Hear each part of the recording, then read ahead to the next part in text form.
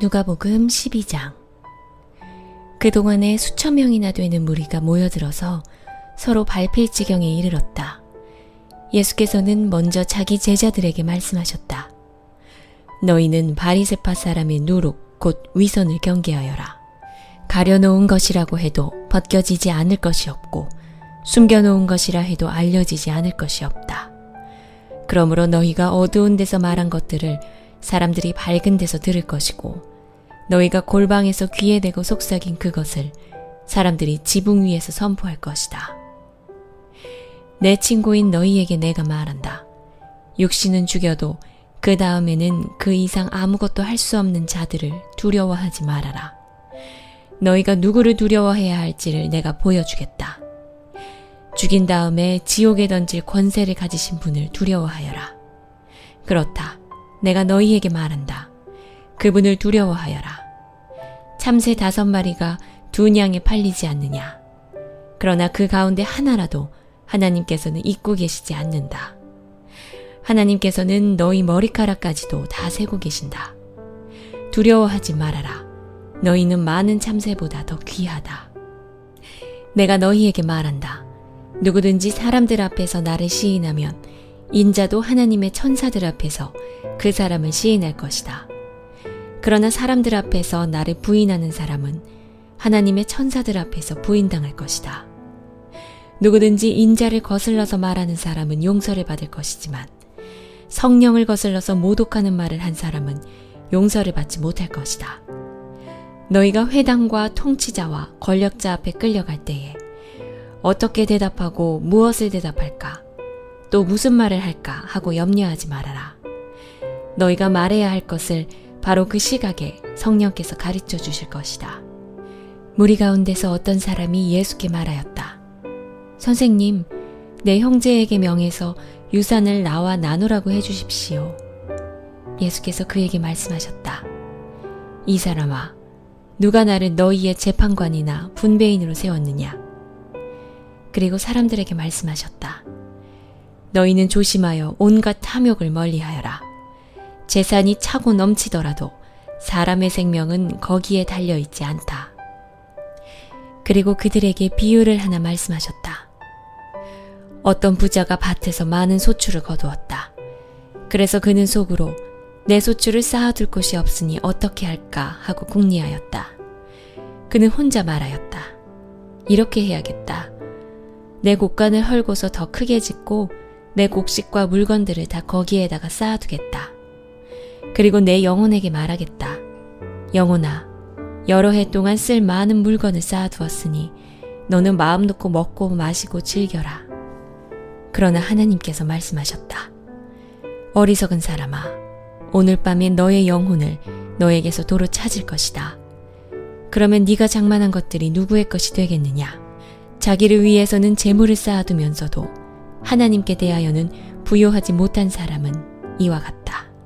예수께서 자기의 제자들에게 말씀하셨다. 그러므로 내가 너희에게 말한다. 목숨을 부지하려고 무엇을 먹을까 하고 걱정하지 말고 몸을 보호하려고 무엇을 입을까 하고 걱정하지 말아라. 목숨은 음식보다도 소중하고 몸은 옷보다도 소중하다. 까마귀를 생각해 보아라. 까마귀는 씨를 뿌리지도 않고 거두지도 않고 또 그들에게는 곡간이나 창고도 없다. 그러나 하나님께서 그들을 먹여주신다. 너희는 새보다 훨씬 더 귀하지 않으냐? 너희 가운데서 누가 걱정한다고 해서 제 수명을 한순간인들 늘릴 수 있느냐? 너희가 지극히 작은 일도 못하면서 어찌하여 다른 일들을 걱정하느냐? 백합꽃이 어떻게 자라는지를 생각해 보아라. 수고도 하지 아니하고 길쌈도 하지 않는다. 그러나 내가 너희에게 말한다. 자기의 온갖 영화로 차려입은 솔로몬도 이 꽃 하나만큼 차려입지 못하였다. 믿음이 적은 사람들아, 오늘 들에 있다가 내일 아궁이에 들어갈 풀도 하나님께서 그와 같이 입히시거든. 하물며 너희야 더 잘 입히지 않으시겠느냐? 그러므로 너희는 무엇을 먹을까 무엇을 마실까 하고 찾지 말고 염려하지 말아라. 이런 것은 다 이방 사람들이 추구하는 것이다. 너희 아버지께서는 이런 것이 너희에게 필요하다는 것을 아신다. 그러므로 너희는 그의 나라를 구하여라. 그리하면 이런 것들을 너희에게 더하여 주실 것이다. 두려워하지 말아라. 적은 무리여. 너희 아버지께서 그의 나라를 너희에게 주시기를 기뻐하신다. 너희 소유를 팔아서 자선을 베풀어라. 너희는 자기를 위하여 낡아지지 않는 주머니를 만들고 하늘에다가 없어지지 않는 재물을 쌓아두어라. 거기에는 도둑이나 좀의 피해가 없다. 너희의 재물이 있는 곳에 너희의 마음도 있을 것이다.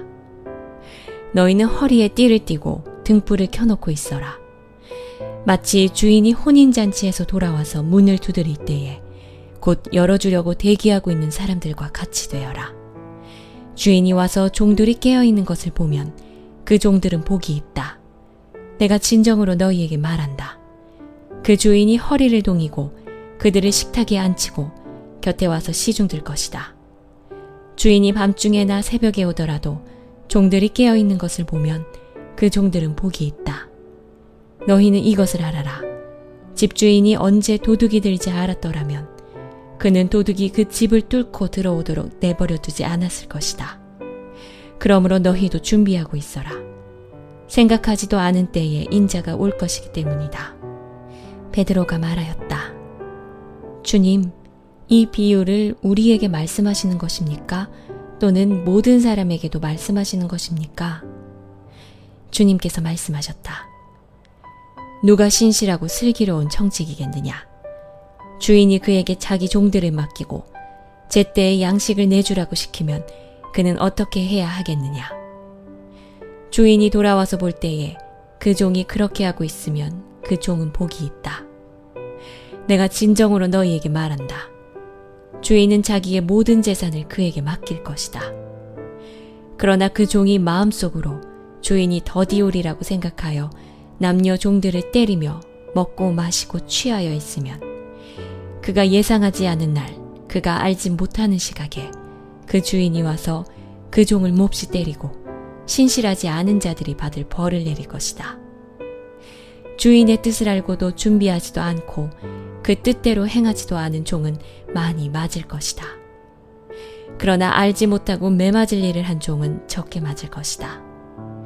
많이 받은 사람에게는 많은 것을 요구하고 많이 맡긴 사람에게는 많은 것을 요구한다. 나는 세상에다가 불을 지르러 왔다. 불이 이미 붙었으면 내가 바랄 것이 무엇이 더 있겠느냐. 그러나 나는 받아야 할 세례가 있다. 그 일이 이루어질 때까지 내가 얼마나 괴로움을 당하는지 모른다. 너희는 내가 세상에 평화를 주러 온 줄로 생각하느냐? 내가 너희에게 말한다. 그렇지 않다. 도리어 분열을 일으키러 왔다. 이제부터 한 집안에서 5 식구가 서로 갈라져서 셋이 둘에게 맞서고 둘이 셋에게 맞설 것이다. 아버지가 아들에게 맞서고 아들이 아버지에게 맞서고 어머니가 딸에게 맞서고 딸이 어머니에게 맞서고 시어머니가 며느리에게 맞서고 며느리가 시어머니에게 맞서서 서로 갈라질 것이다. 예수께서 무리에게도 말씀하셨다. 너희는 구름이 서쪽에서 이는 것을 보면 소나기가 오겠다고 서슴지 않고 말한다. 그런데 그대로 된다. 또 남풍이 불면 날이 덥겠다고 너희는 말한다.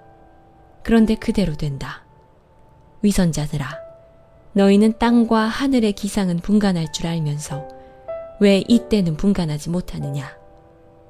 어찌하여 너희는 옳은 일을 스스로 판단하지 못하느냐? 너를 고소하는 사람과 함께 관원에게로 가게 되거든 너는 도중에 그에게서 풀려나도록 힘써라.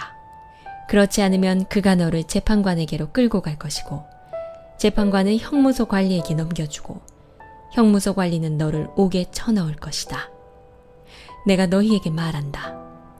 너희가 그 마지막 한 푼까지 다 갚기 전에는 절대로 거기에서 나오지 못할 것이다.